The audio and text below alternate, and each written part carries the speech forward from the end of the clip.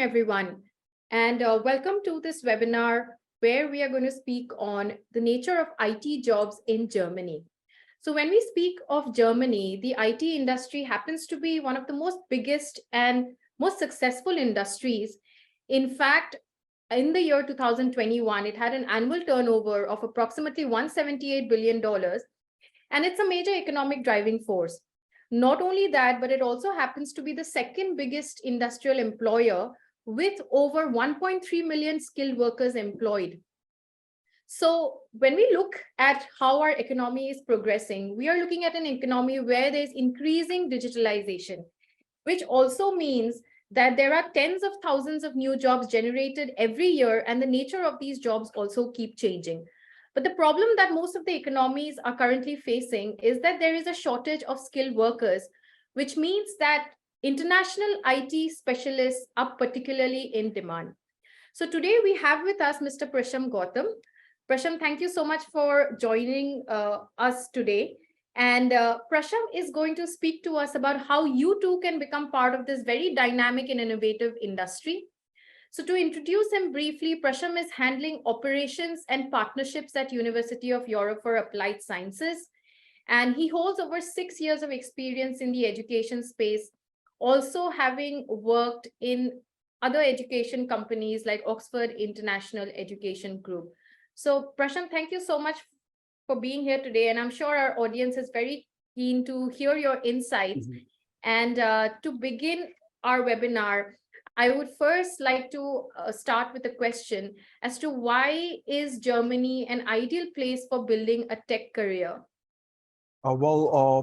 To be quite frank, see, if I have to compare Germany and India in terms of tech developments, all right? In India, we have a huge amount of, how should I say? I would say techies. Yes. Yeah. So compared to that in Germany, that's where the huge gap is. The number of tech professionals that are currently required in Germany on a day-to-day basis is quite high. If you're looking at, how should I say this out? If you're looking at the requirements or job openings that are posted on day-to-day basis for, technical positions, they are quite high. You're looking at a total around maybe roughly around 150 to 200,000 plus openings at the moment in entire of Germany. So that's like a big, huge number. And it's not easy to fulfill that number because you also need to consider Germany is one of the top destinations, and it's one of the top destinations among English-speaking countries. All right, in the list of English-speaking countries, even though it's a non-English speaking country, it's in the top 5, wherein the other 4 positions is taken care of by English speaking countries, but it is still there.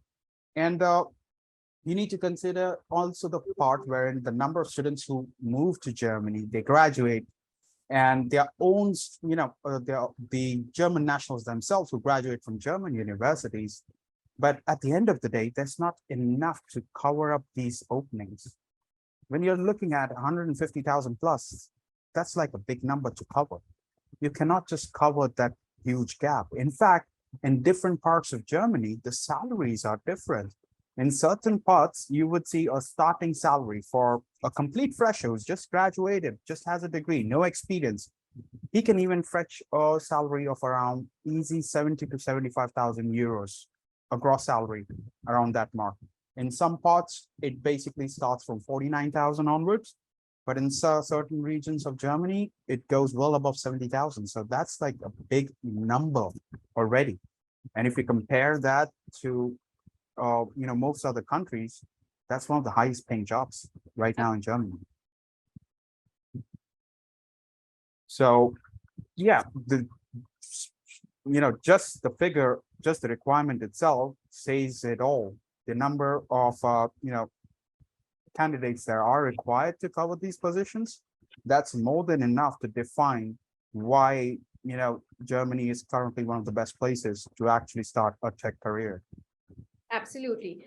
So when we talk about openings, you've already mentioned, and you have the number that you've cited is quite huge, that there are plenty of opportunities. And you've rightly mentioned that the German population is not fit to fill in those vacancies. So can we also throw some light on what is the reason that is causing this gap? Is it because the German workforce is not skilled enough? Or is it that the kind of openings that there are demand a certain kind of demographic which the German population is not able to provide? Well, if I have to say skill wise is not an issue. Yeah, The issue is manpower, manpower. because German degrees, they are liked all around the world, right? You're a German graduate, you can easily fetch a tech job in United States as well, easily, even when being compared to a graduate who's from one of the top institutions. You can easily fetch a job just because you're a German degree graduate. And that makes a big difference. You would see a lot of German nationals themselves moving out to, other Western countries, wherein they get even more higher pay packages. So when you look at, this huge gap, it's not because of skill. Skill is there. The issue is manpower. There's not enough people. There are not sufficient people to actually cover all these jobs. And in fact, this number is going to go on increasing in the coming days, because of the fact being that the existing manpower, which is already in place, some of them will start retiring. So as Yes. the number of retirees increase, automatically those openings increase as well. Right. Yes. So thank you for sharing that, Prasham. I think what goes to say is that, and of course, this is why we also see that the German government is very actively trying to collaborate with the Indian government, because the workforce in Germany, like you mentioned, the average age of the German population happens to be on the higher side, which means there is a skill gap and there is a huge opportunity for immigrants to fill in that gap. Coupled with the fact that, of course, when we look at Germany, and I would definitely like you to throw some more light on it, because we've gotten to hear that almost 40% of the AI jobs are centered around Berlin, which also happens to be the tech capital, the startup capital, which means that Germany and particularly Berlin is also emerging as a STEM hub. But when we talk about the entire landscape, if you can also briefly touch upon what are the more lucrative tech or IT jobs that Germany is hiring for. So if I have to talk about the kind of jobs that Germany is hiring for, the biggest requirement would be towards AI and ML, artificial intelligence and machine learning. That's one of the biggest job openings that we have currently in Germany. Now, as you mentioned, Berlin is coming up to become a startup capital. Well, in fact, to a certain extent, it is a startup capital. Yes. But when it comes to IT and research, we have Potsdam. That's known. Potsdam is a known city in the state of Brandenburg. It's what, 30 minutes train ride away from Berlin? Berlin. And it's a known research location. You would see a high volume of researchers in that city compared to any other city in Germany. And it's a known place, especially for AI and ML. In fact, SAP that we call, it also has its headquarters in Potsdam. For us, to be lucky, it's like right across the road from our campus. But yes, and we are currently working on a few projects as well in terms for our students to acquire certain internships or post-study jobs as well. So we're working on that, trying to negotiate on that factor. But other than that, yes, when it comes to the type of job openings, especially Yes. the profession-wise, you'd be looking at more of towards AI and ML. There are other opportunities as well. And when I talk about other opportunities, I'm referring to software development as well. All right. Yeah. How software development, cybersecurity. However, the major focus right now is towards AI and ML, because that's one of the biggest markets which is booming all around the world. And Germany is also focusing on this particular topic itself. Perfect. Thank you, Prasham, for your thoughts on that. You've spoken about Potsdam, and I think we've covered also that one of its biggest advantages is that it's very close to Berlin. And in fact, it itself has a lot of reputable international institutes which are primarily focused on research, more than 40 odd institutes. Now, when we talk about Germany, there are so many cities out there, and I'm sure a lot of our learners and our audience is very keen to know that where are the tech jobs focused? Because I think when we talk about venturing into a new country, the location plays a primary role. Mhm. So if you can also help throw some more light on how do you navigate this entire landscape? So to start off with, if I were a student, I would first start off with my career center on the campus. All right. Yeah. Now they are responsible for helping me and advising me on job opportunities, all the way from basic internships to working student contract type of employments, full-time employments post-study. So they are the ones who will be helping me out on that.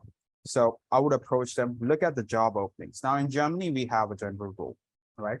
You graduate in a city, you don't stick to that city, you move out. If Yeah. you're going to stick to that city, you're going to lose out on opportunities because you need to consider Potsdam is in the northern parts, right? Yeah. Now, if you move, as you slowly move towards the southern parts, that's wherein the salary starts going up, up, up. In Yeah. fact, one of the highest paying jobs for a fresher comes from southern part of Germany. Okay. So, of course, That's interesting.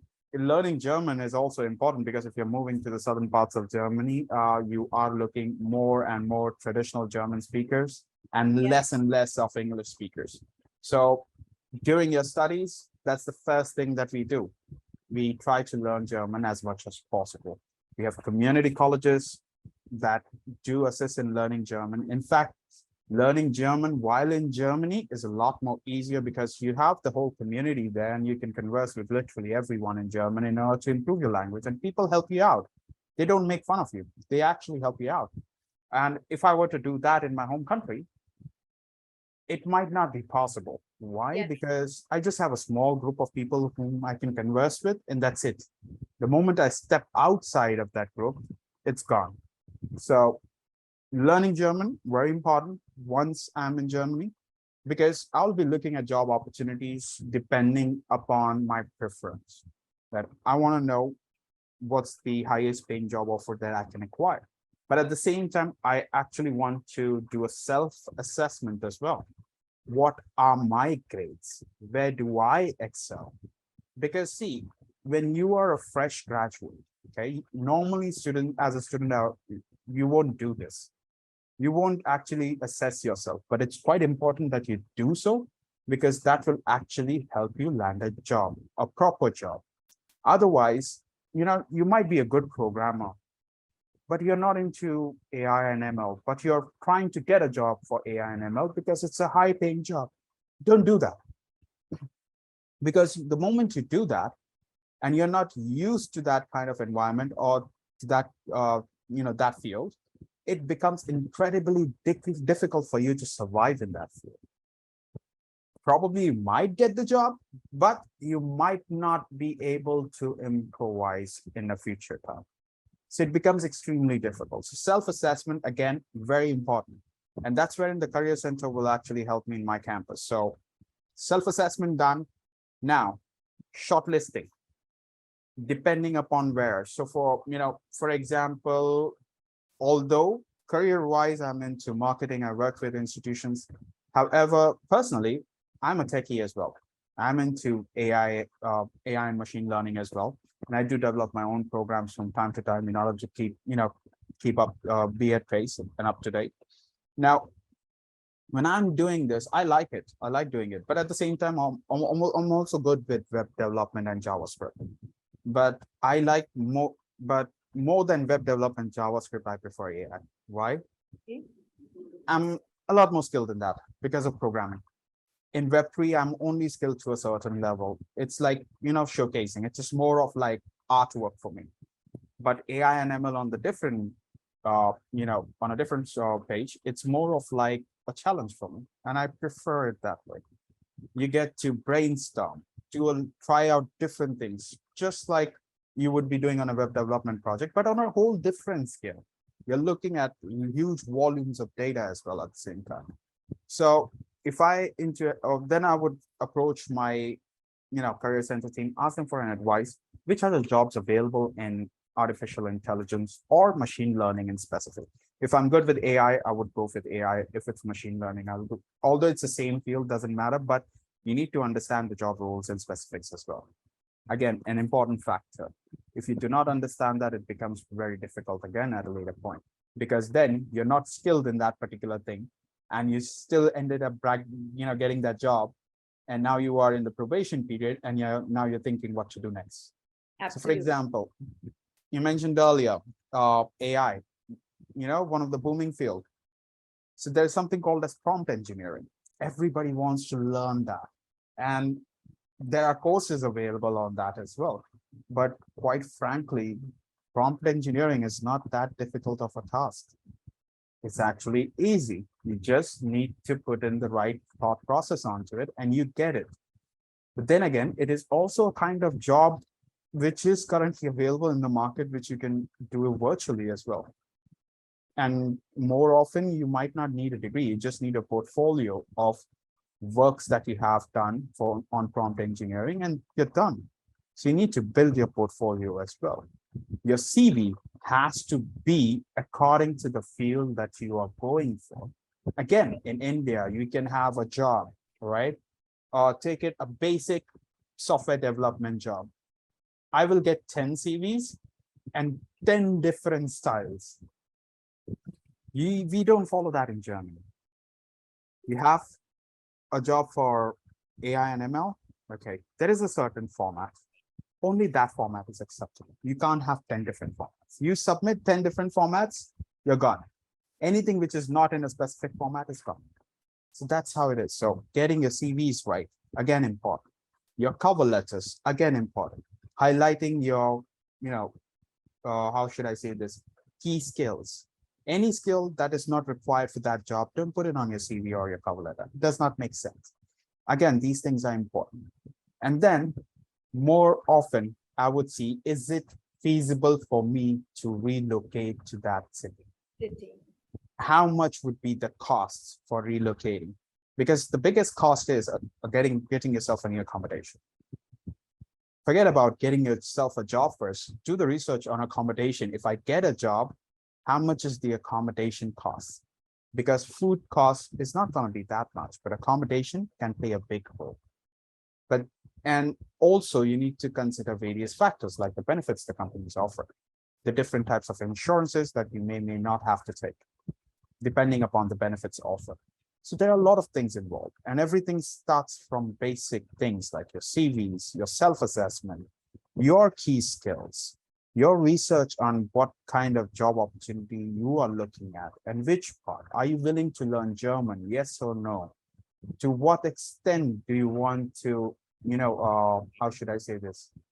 Do you want to relocate?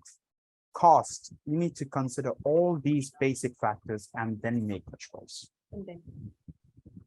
Perfect.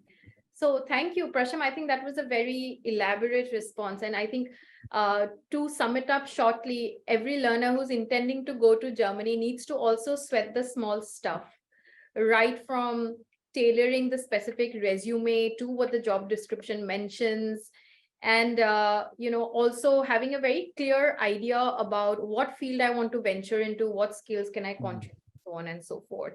That's right. So is it possible to come up to a stage where you are actually employable by German industries post 1 year of education at University of Europe? And here I would also like you to throw some light on how doing the pathway program from upGrad, because you are also initially doing a course from IIITB, and essentially that covers all the basic, and it covers all the foundation that you need. And I'm sure that course makes you market ready, but I would like to hear from you how it enables a learner to come up to a certain stage where they are indeed more employable by the German company. Now, if I have to talk about the employability factor, the biggest importance over here is key skills which are required in the market. Yeah. Now, when we talk about skills, especially if we have to compare, skill sets of a professional to a skill set of a fresh graduate who's just graduated from a degree, uh, I find it extremely hard that many a times the students are they just don't know what to do and how to do things for as a Yes. fresh graduate. So that makes it extremely difficult. Why? Because more often they've taught a simple way. There's a certain question and answer book, you refer to that. You don't come up with innovative ideas, right? You don't come up with anything special. The entire degree that you've studied, your bachelor's degree that is more often set in a way that the only thing innovative and outside the box is your final year project and your internship. That's it. That's it. Yeah. And that makes it extremely difficult for students to actually start thinking. And this is like towards the end of their studies. Now, once they graduate, start working, that is wherein they actually start learning more things that they should have learned during their bachelor degree. Yeah. And it's almost like for a tech professional, it's almost like 6 months to 1 year, initial 6 months to 1 year of their job. It's like on-job training. That's wherein they are actually learning things, trying to improvise, trying to implement things in a different way. Now, when you compare these two, then there is a big difference. A person who's worked for at least 6 months to 1 year has a different ideology. The person who's just graduated is all green days. Now, when the student is going to the triple IT program that we have for data science, now I've actually tried mapping as well. So I've reviewed the course thoroughly as well. Now, one thing that I did notice was that the program was, how should I say this, fully equipped and focused towards a certain aspect. Now, that actually helps a student to focus on that particular aspect itself. So for example, it's not necessary that for a student to be fully well versed with data science. It's a vast field. Same goes for software engineering. It's a very vast field. But when the student goes through the program, he also has the options to select a module, especially the last one, Yes. as an alternate, so that he can specialize in another topic as well and not just stick to AI and ML. So that way they are able to broaden their horizon. But at the same, the students do get an opportunity to not just think and, how should I say this? So not just follow the path which is shown, but do things out of the box as well. And in Germany, that's how we develop our programs, because we expect a student that, see, this is the role. However, it is up to you to decide, do you want to walk? Do you want to run? Do you want to hop? Do you want to create your own hurdles or map your own road itself completely? Try to be innovative, because the more innovative you are during your studies, that's how it's going to help you during your professional career. So when I was studying back in the days, I hated my studies, right? I hated it. I would suggest not to follow the path that I followed, but I hated my studies during my college. I was one of the top students in the college, but my attendance was as low as 10%. Why 10%? Because it's the attendance for your practical exams, theoretical exams, and stuff like that. I was into tech studies as well. But I hated it. Why? Because it didn't allow me to do something innovative. In fact, what I studied in first year, apart from mathematics, all right, anything related to programming and stuff, I already knew when I was 16 because I was doing digital marketing. So I was already learning web development. I was to a certain extent working on different programming languages as well, creating applications. So I already knew first 2 years of my studies, I was like, okay, I don't even want to study. Why am I even coming to college to study? It was like that because I've already done all those things. Yeah. And in fact, I've done advanced things that is not taught in college. So for me, it was completely different. So for me, having a low attendance was like, okay, I don't need to study. And then at the end of the day, when it came to the final year project, my final year project was one of the most innovative projects that we released, because it wasn't done in like 3 or maybe 4 years. A similar project was last done by someone in some other state like 5 to 6 years ago. A similar project, that is. And we did it. I completed the project, did the presentation. We got the top scores, and I was like, okay, fine, I'm done studying. This is what the college offered me. I'm done studying. I don't need a degree from here. And I walked out. And I suggest not to do that. Okay. You don't do such things like I do. But that created an alternate path for me. All right. I moved into marketing and stuff like, and that what built me what I am right now. But as a student, what is important is try to be innovative as much as possible. Try to pick up things. And that's one of the reasons why we, the IIIT Bangalore, we chose that as a pathway for our software engineering masters and our data science masters. So because the program itself allows the students to be innovative. So you are well prepped in advance to see what you will be facing in that 1 year programs with us. Because the 1 year programs, the 60 ECTS programs that we have in data science, to an extent fast paced. So if you don't have your basic foundation drilled into you already, you may not be able to cope up with the pressure, because it's extremely fast paced. You got 6 hardcore modules the very first semester, the moment you walk in. In the second semester, another three to 4 modules, followed by your master's thesis. So the amount of pressure that the student has in that 1 year program is tremendous. So that is the reason why we want the students to be as innovative as possible and try to pick up as much as possible in the IIIT program. And that's why we have everyone here. Thank you. I think, yes, that's absolutely right, because with the penetration of AI, I'm sure there's a whole list of unforeseen jobs which we perhaps cannot fathom. And as you rightly mentioned, Prasham, that you need to think outside of the box, and not just think, but step outside of the box and move away from the traditional rigors of education that there are. And of course, a lot of our learners are coming from tech backgrounds, and they are going to take up the IIIT program, which, as you rightly mentioned, builds a certain kind of a foundation. But so much of the jobs out there are focused primarily on deep tech, and which is ideally not something that the learners would have come across during their bachelor's. So would you suggest that the learners, in addition to the IIIT program, also build their profile in terms of taking up more certifications or doing more internships or working in a relevant field before moving to Germany, so that at the end of the program, they do have a job in hand, and not just any job, but a job of their interest? That's right. So building up a profile is highly important.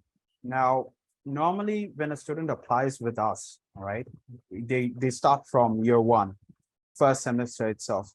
For a master's applicant, we expect them to, get themselves a working student contract. So working student contract in Germany, this concept is, you don't see this concept in other parts of the world. So it's a concept wherein the student is kind of working full-time, but he's not actually a full-time employee. He's somewhere in the middle between an intern and a full-time employee. So this allows the student to actually learn a lot of things. And we expect every single one of our master's applicants, especially in business and tech field, to actually land themselves a working student contract, at least in the first 2 semesters of their studies. Now, why is that? The reason is because we want them to build the profile. Even in Germany, all right, if a student is studying a bachelor's degree, we expect them to build their profiles. We have students who do internships during their holidays. They go for internships during the holidays. Some students even take a semester break just to do a 6-month internship. They do the 6-month internship and they come back, continue with their studies. We've had such cases as well. So there's a set procedure for that the students have to follow. However, it is very much possible. So you don't see these kind of things in other countries that often. So when a student starts with a triple IT program, all right, more often we see two types of students: working professionals who are already in the industry and trying to upgrade their skill set, and the other set, which is complete freshers. They have no idea what they're doing. They get into the program, all right, they start picking up on things. It's going to be a bit harder if you're not from the same, from same background. But slowly and steadily, you need to build up your profile. Yeah. So one of the things that we offer at our Potsdam campus, wherein the data science masters and the software engineering program is taught, is additional certificates, especially from Amazon. Which one was it? I forgot. Oh, it was a good one. It was from a cloud computing certification from Amazon. So that is available, right? However, it is on a junior level certification, and it is completely free for our students. So if the student wants to get that certification, they can request for more information from the student service desk on campus, and they will assist. They will also help them in getting registered. All the students have to do is just prepare for the exam, give the exam, and the certificate is free of cost. So yes, certification, again, an important factor. So we do suggest students to grab themselves additional skills, not just from what you've learned in the programs that Triple IT at upGrad teaches or we teach at our campus, but at the same time, pick up other certificates as well. Because you might never know which will come in handy when you are applying for a job. So having too much is not good, but having too less is also not good. So if you have a few more certification that relates to what you want to do, it's always better. Thank you, Prasham, and my apologies to the audience. We are facing an electricity crisis in Delhi because of the rains. But nevertheless, we will continue with our discussion. And speaking of, making your profile ready, Prasham, and you rightly mentioned that, yes, you do have to, do something beyond the triple ITB program, and that's always helpful. And one of the ways and one of the methods in how our learners can upskill themselves is through the part-time jobs, because there is an availability of part-time jobs while they are pursuing their academics. And of course, our learners are going to be studying at Potsdam, which you rightly mentioned is home to so many multinational companies. So how well can they leverage that opportunity to do their part-time work in order to build their profile? Is it possible that learners are able to get through part-time jobs in tech companies, especially if we talk about startups? Because I think startups are always looking for young talent and Yeah, people spend more hours. that's absolutely right. Startups are one thing that are, which is one of the evergreen markets for tech professionals. And we ourselves actually support that as well. We support our students in with their startups. We advise them on funding parts as well, as to where they can approach for funding, what's the right process, how to set things up. But at the same time, we also have other tech professionals from the industry who have had work experience, who've had their own startups as well. They also come out, give lectures to our students. They have their own presentation sessions, which are virtual and many a times in person as well, in campus. So the most important part, part-time jobs during the studies, especially related to the field. Yes, it is very much possible. Okay. In fact, even nowadays, we've got so many websites which can assist with this as well. For example, we've got Upwork. It's one of the freelancing jobs. These are available. You got Upwork, you got freelancer.com. There are many such locations online where you can visit, you can set up your own profile. Depending upon the kind of job, you can apply for it. And you can do things. You can garner experience. Now, remember, when you're doing these freelancer tasks, right, these go to your resume. Yes. They are not a waste. They actually hit your resume. For examples, when I initially started my work in the field of marketing. That was like what, 12, 13 years ago? I was not fully dependent on marketing. I was still fully dependent upon my tech freelancer works that I did. Why? Because that's what was filling up my pockets. I've worked on many NDA projects as well, non-disclosure agreements, wherein although I cannot disclose the details of the projects, but it did help me. And to a certain extent, when it comes to learning new things, learning about various aspects, workflows of certain organizations, the structure of certain applications.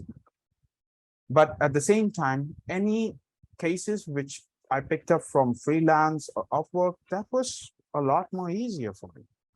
Why? Because I've worked on these bigger projects, making it easier for me to work on these smaller projects. But at the same time, I could add these smaller projects to my CV as well. It is not going to waste. In fact, when I'm going for an interview, I can highlight those task jobs that I've completed. And in fact, the employer would be happy to see that Yeah. I've completed certain projects, and that too on my own. And he would like to see the review. He might even ask you, can I have your freelancer.com profile page? Let me have a look at your reviews online right now. You give it to him, he has a look. You've got some really good reviews, and he'd be happy. He knows that you've done the work, so he's happy about it. He's like, okay, if I hire this guy, he's going to do the job. But Yeah. then again, he would also want to check how comfortable would you be with the existing team. This is what German employers look at. They don't hire you for short-term period, right? Forget about the short-term period that I would work here for a short-term period and I'll move on to your next job. No, employers in Germany, they look for a long-term. They look for So long term. if they are going to interview you, they are going to test you out. So these small things are important. And then, yeah, seeing how comfortable you are with the team, or how the team is comfortable with you, how much you guys coordinate, how much you speak, what's the teamwork level. These factors play an important role at a later point during the probation period. Right. Once your probation period is over, you're a permanent employee or a full-time employee. So that changes completely. But yeah, during your studies, take as much, take your time. If you're going to study that 1-year program with us in data science and software engineering, study the first semester, take a break from the second semester for 6 months, all right? Do an internship, grab yourself an internship, do an internship for 6 months. And if you are able to get yourself an interview for a working student contract in the first semester itself, do it, go get it. It's going to be helpful. Yeah. Because that will further increase your employability at a later point when you graduate. There is a high chance that when it comes to working student contracts, there is always a high chance that the student gets absorbed in the company as a full-time employee post-graduation. This is always a factor, and that is the reason why master students are highly preferred for working student contracts as well. Yes. So without discounting on what the kind of experience that learners would probably take from India, it's highly preferable to collect German experience. And that is, I think, something which German employers always look out for. So Prasham, when you have spoken about, the kind of skill sets that learners ought to have, I think there are a lot of questions from learners regarding job roles outside of IT. So when we talk about fields like data science or data analytics, or big data, so on and so forth. So how can you throw some light on the landscape for other jobs as well? So see, if I have to talk about data science field, all right, now you need to consider data science it also includes certain parts of AI and ML as well to a certain extent, right? It's just not pure data. It's just not a specific different field altogether. And you can't just specify it as a separate field because it still falls under IT. Yeah. Because you got your programmers. So there are two kinds of jobs when you look at data science, all right? There are two kinds of jobs. One is your developer job, wherein you're a hardcore programmer. You develop those apps, those funnels yourself. You do deal with the data, but not the analytical part of it. Okay. You work on the display part of it. Then there is the other job, which does require you to be a programmer, but you are more of into analysis, and that is wherein things are different. So to a certain extent, you can say you start off with a developer, Yeah. move on to analytics. That's how you define. And when it comes to jobs, there is no limitation, Yeah. right? Even may that be a small company or may that be a big company. In Germany, for example, let's take Volkswagen, all right? Famous car company, right? In India, we would say it's an MNC, top grade, big company category, right? But in Germany, it falls under mid-sized companies. It's not that big company. It's a mid-sized company. So there's a big difference in what we are referring to here. But then again, they do have customers. Now, data science is a kind of a field wherein you strategize, you create plans, and all those things depends upon data. Yeah. A person who's analyzing the data, who maps everything for the marketing team or the HR, for the sales team. And then we have the developer who does all the hard work of, developing the system itself, programming and stuff. So yes, there is a lot of opportunities in this field. And it's not a small figure, it's in big figure. And it's not necessary for a student to just stay in Germany after studying with us. You can move out to other countries as well. You can spread out to other countries as well. Because see, opportunities, they will not wait for you in a specific location wherein you want it. They will always be outside your scope, and it will always want you to grab it. So you might have an opportunity, but that opportunity pays a lower salary. But there is another opportunity which pays a higher salary, but it is not in Germany, it's in France. What would you do? Yes. Would you still want to stay in Germany or would you want to move to France? So the question is on the students to decide. It depends on how the learner is able to navigate the landscape and how That's right. educated they are about the landscape. So when you speak about getting the jobs of their choice, how quickly or how soon would you suggest, Prasham, they start looking out for opportunities out there? And when do they actually start preparing to make a career in this field? So what I mean is that once they go on to pursue their education in Germany. So how soon does the coursework also allow them to actively start looking for jobs, and how soon are they also able to get placed? Well, to be frank, we actually, for master's applicants, we advise them from day one, Yeah. start now. Why? Because there's always going to be a competition, right? Now, let's take Potsdam, okay? There's a huge competition. You got your own batchmates who are going to compete with you, right? You need to do your own research. Who's going where? Because if there's a certain type of job posted, so we have our own, how should I say, we have Naukri.com, Monster.com in India. We have similar structure in Germany as well. We've got different websites. And on one such, with one such company, we have a tie-up. So it's called as Job Teaser. So if you go to jobteaser.de, you have the official Job Teaser website. However, there is a subdomain version which is for our students, and you can only register on that subdomain version if you are our student. Without the official email address from us, you cannot register. So that's the reason why we ask them to, once they enroll, start from day one. Build up your profile on Job Teaser first. Yeah. You build your profile on Job Teaser, add everything over there, what you prefer, and start doing your research. Look for job opportunities which are currently available.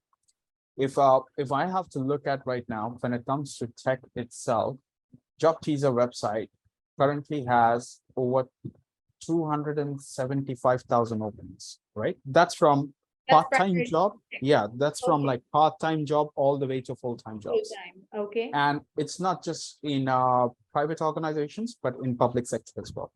Right. Okay. So it depends. You just need to start doing your research. The moment you start narrowing down to Potsdam, the search criteria would be incredibly difficult, and the number of options that you get starts reducing. Now, during your studies, you would not have the option like, okay, I found myself a job in Munich.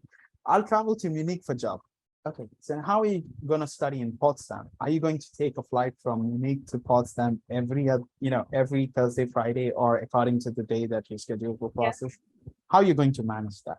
So that is also important. So that's when I said, it becomes incredibly competitive because you're looking at a small city now.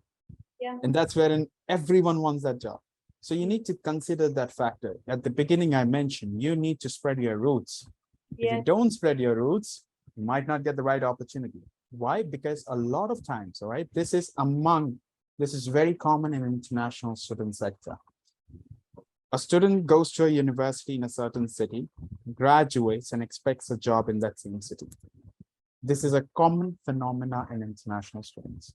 They That's the don't want to migrate. They just want to stay there. Why? Because they've spent a year and a half, 2 years over there, and they're used to the place. Now they don't want to migrate. They don't want to step out of their comfort zone. Wherein if you look at Germans, they graduate and they're like, okay, let's take a break from studies and jobs and everything for 6 months to 1 year. All right, I'll take a break. They'll go out for a vacation. Why? Because they've studied hard. Now they want some time alone to think about what they want to do. They take their break 6 months, 3 months, whatever. Then they come back. Okay, let's start looking at job opportunities, what we have, depending upon that student's profile. We start looking up, okay, I got this job opportunity. Now they're Germans, they know how much the cost can be. So they already have an idea. Then they would be like, okay, now this one more might not be for me. They make their own decisions because they're known to make their own decisions from early age. So if you see a German national studying in our campus, it's not something new. We've had German nationals in the past as well. We still do. On an average, we get a high volume of German nationals studying in private universities these days. Now, they know that they cannot stick to that one city. They know they would have competition in the same city if they are going to graduate from the same city. They just move out. Let's go to another city. Let's check out over there what we have. They'll do their research first. They see, okay, is it feasible? How much money do I have? How much part-time jobs do I need? How many part-time jobs do I need to do in order to sustain while I get that job? Yeah. They do all these calculations. When they feel it's feasible, okay, let's move out. That's what they do. Absolutely. Yes, I think what I gathered from your conversation is that the learner, as soon as they step into Germany, they really need to be on their toes and have a very clear intent. And whatever decision that they make, it should not be marked by a fear that there is a paucity of jobs. And indeed, they will have to move out of the comfort zone, which you have very nicely explained. So, Prasham, we have close to 10 minutes to end the webinar, and there are a lot of questions for our viewers. So I would like to take the next 10 minutes to take up those questions. There is Sure. just one final question I have since we've been discussing at length about the job landscape, that when I look at the average salaries, what would you say would be the average salary for a fresher versus a person who's already going to Germany with a certain kind of relevant experience from India? All right. So if I were to refer a fresh graduate, right, Yeah. the least that you can expect is around 48,000 euro gross per year. Yes. A fresher can expect, an experienced person. When I say experience means minimum 5 years, all right? You have 1 or 2 years of experience that is good as on-job training. So they won't even bother looking at it. Right. So if you have a good 5 year experience in the field in India already, then you are looking at a minimum salary of around like 55, 56 to start off with gross. But in certain states, you can even grab as high as 81, 82 as well. So that would depend upon the amount of experience that you've already garnered here. Yeah. So if you have anything more than 5+ years, you're looking at a very high package. Okay. There might be an there might be a situation wherein you might not be, there might be an opening for a junior role. You go over there, but they might hire you for a senior role. So again, when you're picking jobs, you got to remember one thing: you are an experienced professional. Don't go for a junior level job. A junior level job may more often be required for a fresher to do. Don't Okay. go for junior level jobs. Go for a bit higher experienced job requirements. Although they will post the job requirements already, you need to consider that if they say like, okay, 2 years of work experience, take it 7 years of work experience. Take it like that. Why? 2 years of work experience amounting to 7 years. How does it calculate? So your first 2 years of work experience that you have is just your on-job training, all right? The next 3 years that you have, which would calculate to 5 years, in wherein you're actually being innovative and doing all the things and trying to learn more and more things, and you're building up your profile. Yeah. Now you've completed your 5 years. Now this is wherein you were supposed to be when you graduated from your bachelor's or your master's during your university studies. Then calculate 1 year, 2 year after that. That's wherein you would be more of like, you've done something that you wouldn't have even thought of doing when you were like what? When you started the job or 3 years down the line in the job. So it depends upon where you stand on your experience part. So that is the reason why when you look at offers, the offers can be extremely high to extremely low as well. But Yeah. it won't be lower than 49,000 unless you are going ahead for your own startup. We do see a lot of international students starting their own business after graduation as well. This is very much possible in Germany, right? Germany. Yes. It's a common trend among international students these days, wherein they actually start their own companies.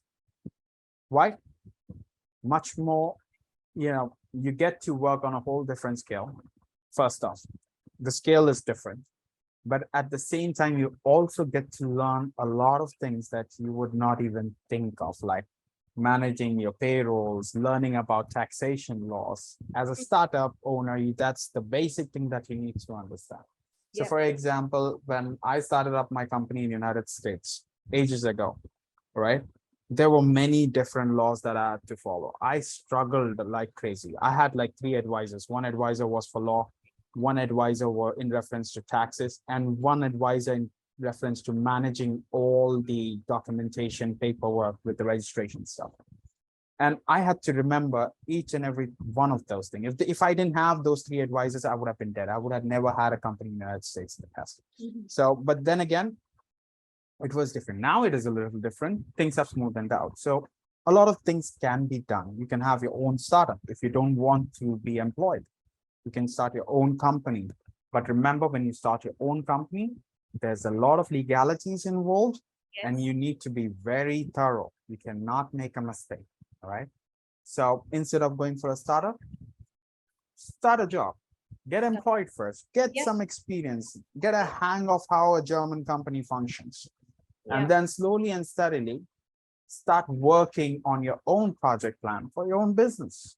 Yes. That's how you build up. Absolutely. I think when whatever you've spoken so far reminds me of this particular quote that your career is a marathon. And like you rightly mentioned, that you need to start with a job first so that you understand how to navigate the whole job market. And then eventually, of course, opportunity wise, like you nicely mentioned, that you always have that option to start something of your own as well.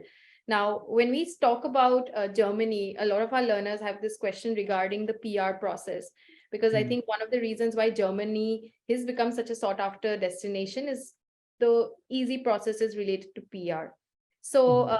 if you can also throw some light on how easy it is for, or how challenging it may be for learners to navigate the whole PR process, should they be intentional on wanting to settle down in Germany? See, if there's Germany is very straightforward. You want to settle down, Yeah. but do it the right way, Yeah. right? You should have all your papers in place. You follow the process, you're done, you're set. You break the rule, you're out. Okay. Nobody wants a person to come to their country and settle down by breaking rules. So as every other country, if you follow the rule, we'll allow you to stay. You have your PR as well. So currently, if for a student, all right, they have the opportunity of getting a job seeker visa, or I would say job search visa, for 18 months post their graduation, basis their German degree, right? Now, documentation, easy to do, not too complex, not too hard, all right? Once you've done that, during these 18 months, you can stay in Germany, work part-time to sustain a little, because sustaining is also important. You can't be like no money and no job at all. So sustenance is important. So do part-time jobs, find yourself a job full-time, which is as per your profile. Okay. You got the job, you move to one of the two visas. One is either an EU blue card, the other is a work permit. Now, if you're on a work permit, minimum gross salary 40,000 euros is more than enough. Yes. But as an IT professional or tech professional, data science professional, you can also opt for a EU blue card. EU blue card, minimum salary requirement for a tech professional, because now tech falls under STEM category. Now, for a STEM category, it would be around 43,500 or 43,600. I'll have to have a look at it. It's been a while that I haven't looked at it because values changed last October. Right. All right. So that's the annual gross salary that you need to have in order to get an EU blue card. Now, you stay on an EU blue card, you need to stay a maximum of 3 years. Sometimes even in 2 years, you can apply for visa. Based on my experience, I've noticed many of our students apply for EU blue card 2 years down the line of getting the EU blue card itself. They apply for PR. And for work permit, it is actually 4 years max, but 3 years down the line, you become eligible, depending upon your profession. Now, you need to consider the part that sometimes regulations change, so it may affect you as well. Okay. But regulations change for good. So, for example, there was a draft passed earlier in the German legislature, earlier this year, wherein they wanted to reduce the period required for naturalization. When I'm referring to naturalization, I'm referring to becoming a German citizen, right? A proper German citizen. So that is roughly around 8 to 10 years. But they want to reduce it to 5 years. When they reduce it to 5 years, that means the amount of time required to get a PR would be a lot more less. The amount of time that you need to stay on a work permit or an EU blue card will also be less.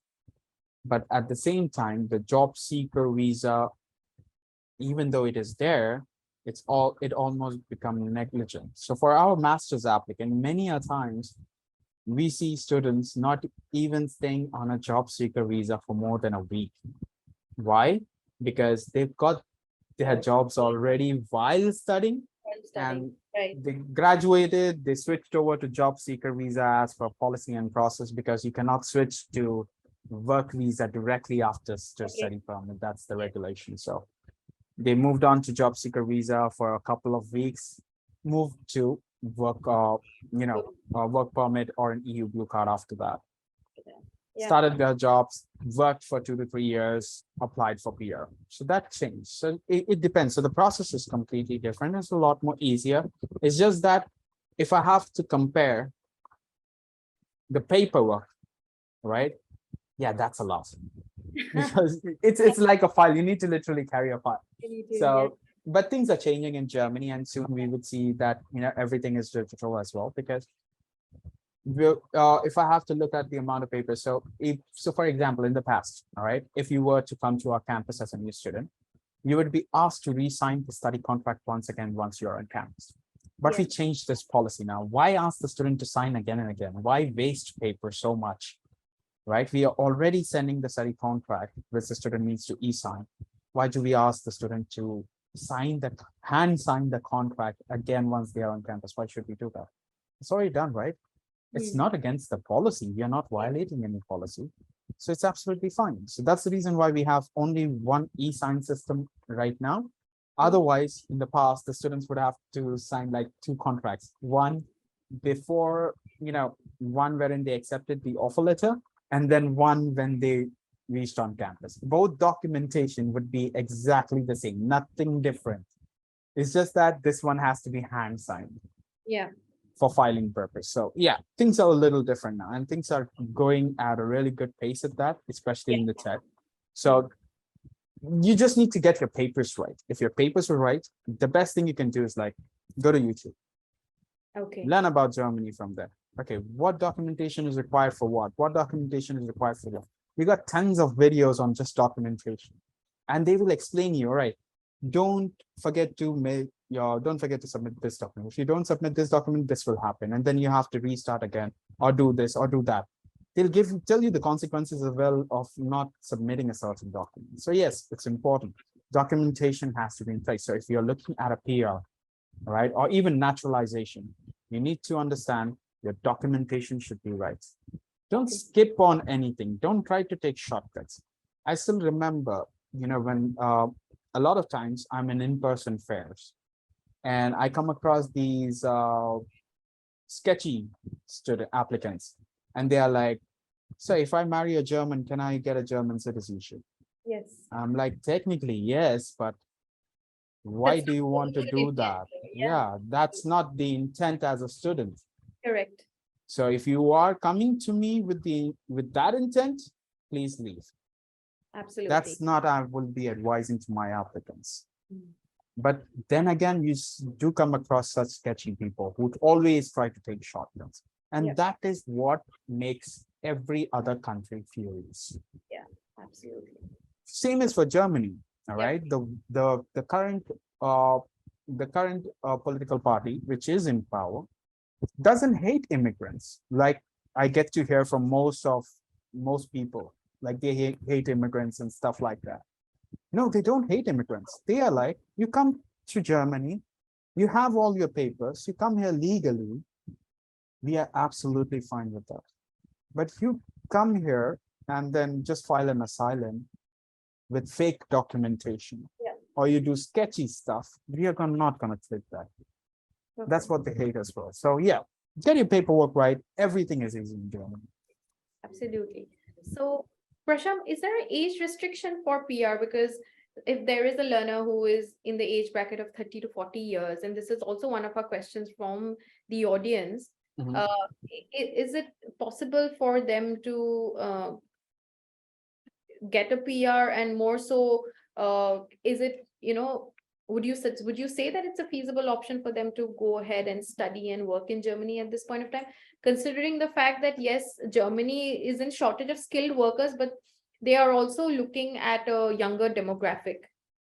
Yeah, so looking at considering Younger demographic. younger demographic, yes, it is a factor. They want Yeah. a younger demographic, Yeah. but age is never a factor in Germany, right? Okay.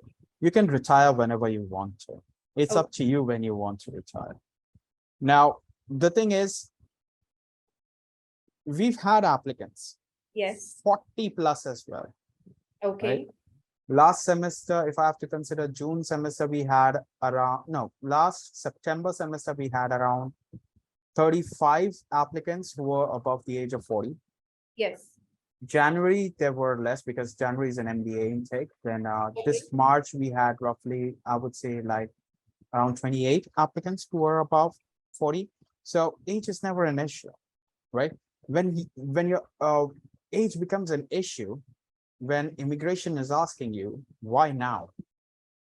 Right? Oh. You picked up a course, okay? Although you picked up a course, you want to study, but why now? Look at yourself. You're 40 plus.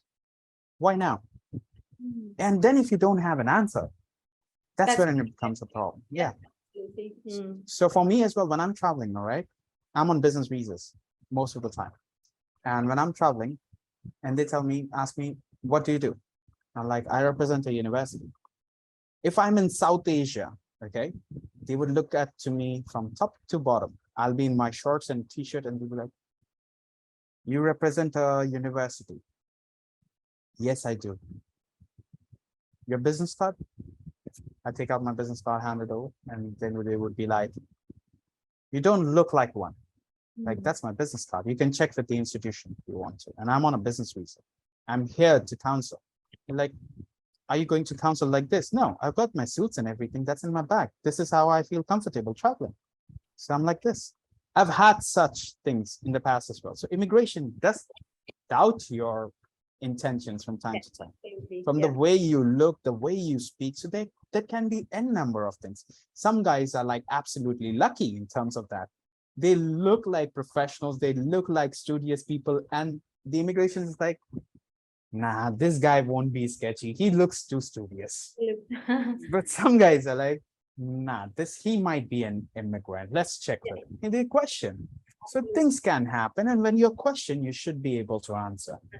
And you should be truthful. Immigrations is like, don't hide things. Tell us the truth why you're here.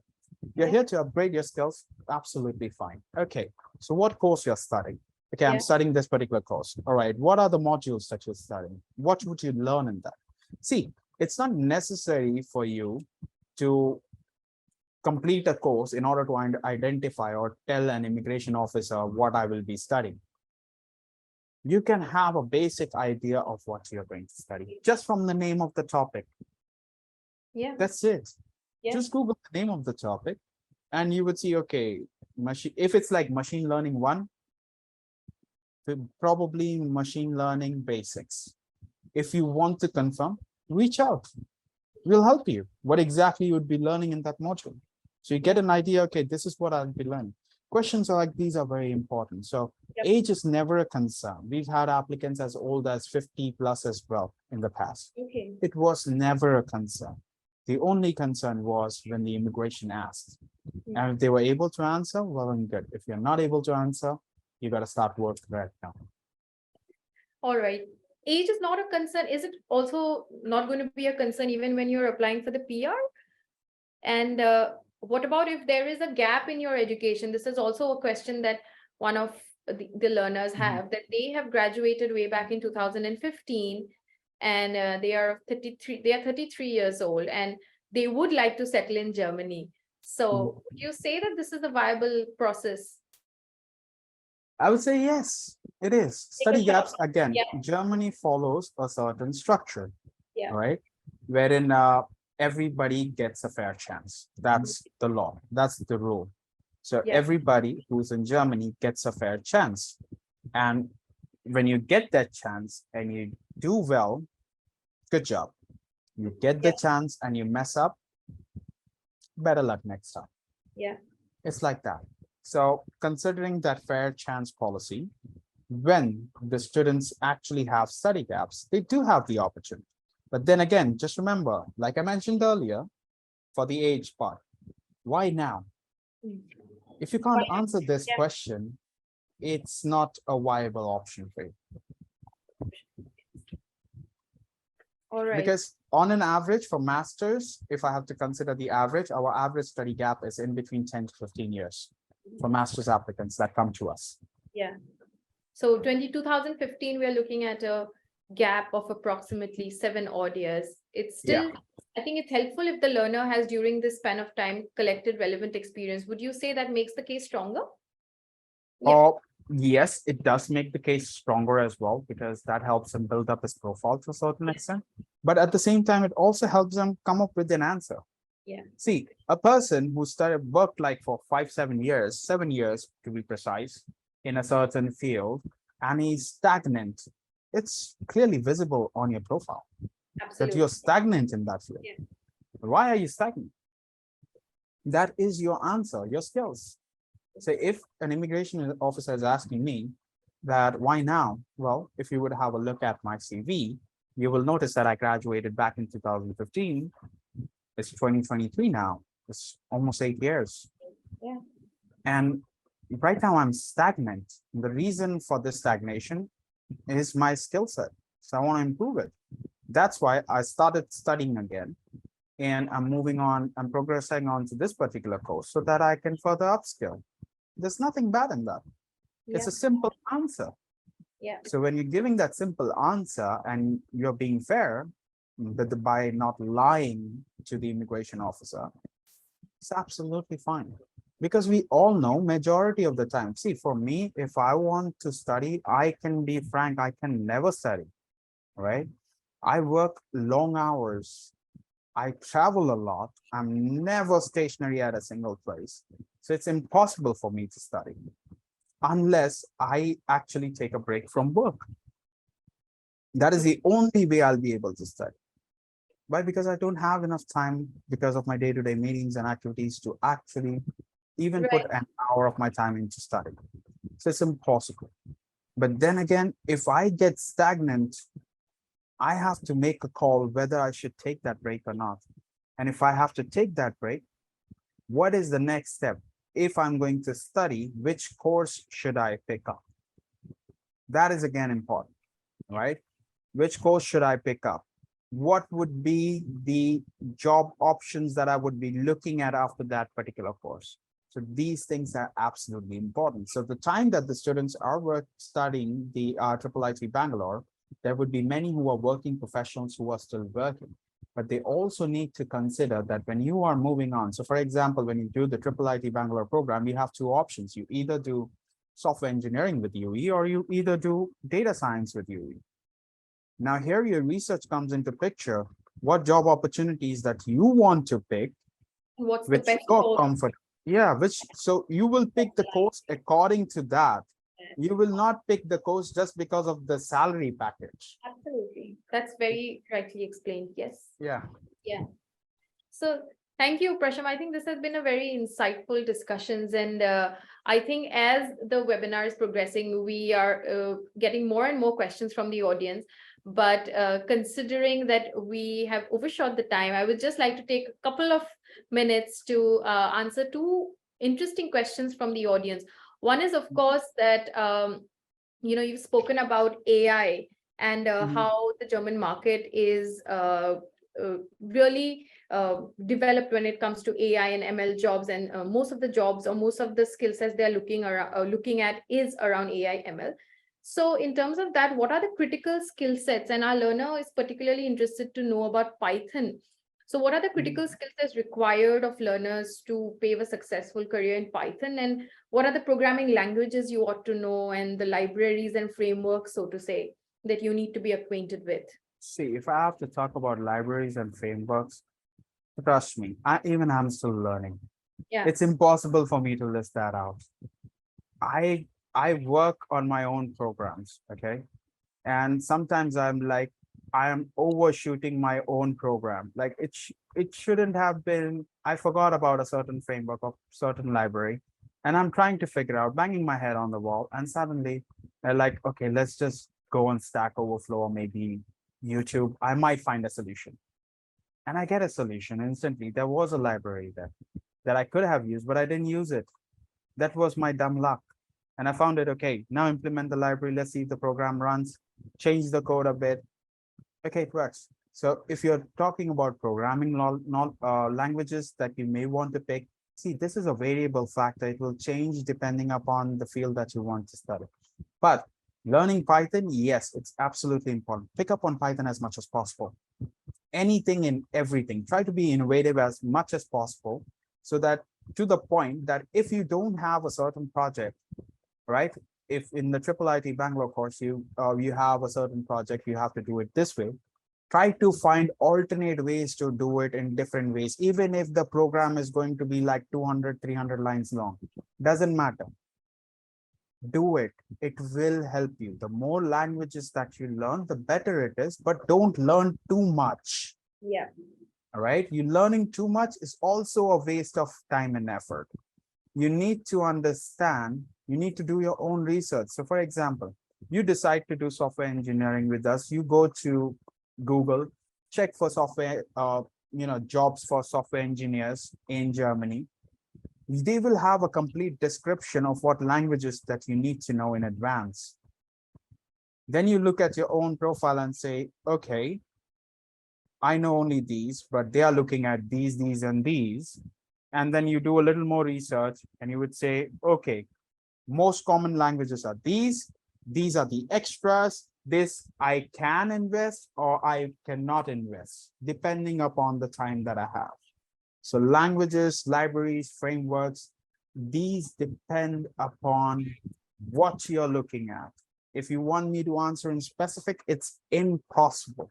Yeah. But language wise, if you are saying like, if you want to be in, if you want to be in the field of data science or AI, how much important Python is, I would technically say a lot important, right? And learning about libraries, the only thing you can do is learn them on the go on different libraries.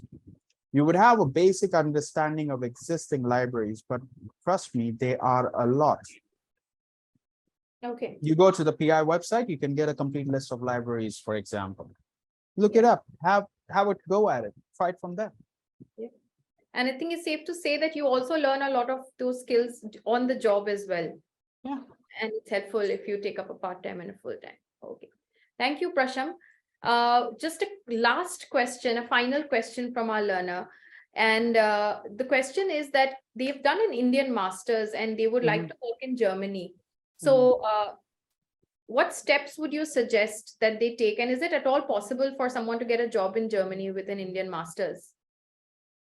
It is, it's not like it is not, Mm. but what matters is do you have the skill set which is required for that job?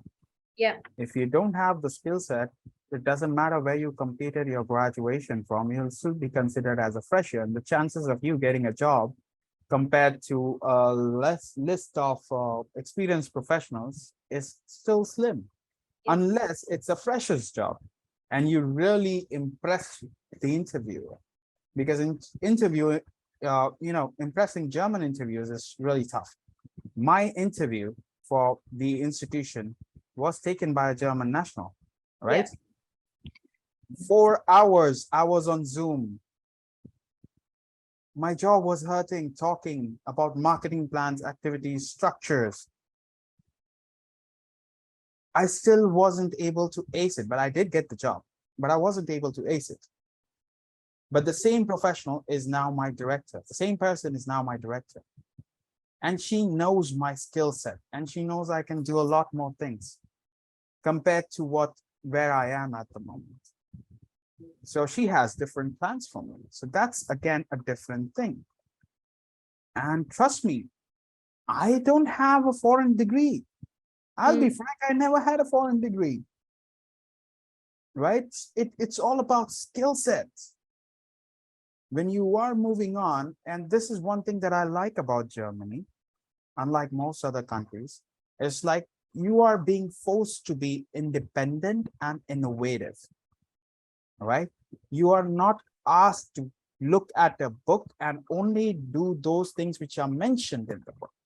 You go by the book is good, right? It's not bad. You get to learn stuff, but it doesn't make you innovative. And being innovative is what is required in the current industry. So try to be innovative as much as possible. Yeah. I wouldn't say you can't land yourself a job. I landed myself a job. But then again, when you look at my skill set, you look at my experience in the international market, it's extensive. In specific to education industry, yeah, 5-6 years. It's specific to marketing, it's 12+ years, just marketing. That's a lot. Yeah. Perfect. So I think that really sums up as to how much a learner has to do in order to be able to access all of those opportunities. It's a very rosy picture out there, but yes, you need to put in the work, which is what I have gathered through the length of this conversation with you, Prasham. Before we close, I would like to, thank you for your time, because I think through this webinar, we have gotten to have a very good understanding of the entire landscape in Germany and gotten to know of so many things that we were not aware of prior to the webinar. So any final thoughts for our learners, Prasham, so that, yes, they can effectively make this transition to partake in the dynamic environment that currently Germany is offering for tech professionals? I would just say, like, you guys have the opportunity right now. Go grab it, don't waste it. The longer you take your time, the more you take, time is a factor that changes everything. So 5 years down the line, it may not be the same as it is now. There might be lesser opportunities and more competition. So grab the time right now because the competition is less, opportunities are more. Don't wait. Be as soon as possible, finish up your studies, move on with us, explore the German industry. Because you need to consider the thought that even if you just started with triple IT, by the time you join us, it's almost a year. And by the time you complete your studies with us, it's another year. So considering all the time that you've lost, you need to pick up a lot of things. So I would just say, like, go grab the opportunity, don't waste it. Okay. Thanks so much, Prasham. Thank you for your time once again. And for those of our audience who've joined in, thank you for patiently listening. And we hope to host you again for a webinar next time. Sure, indeed.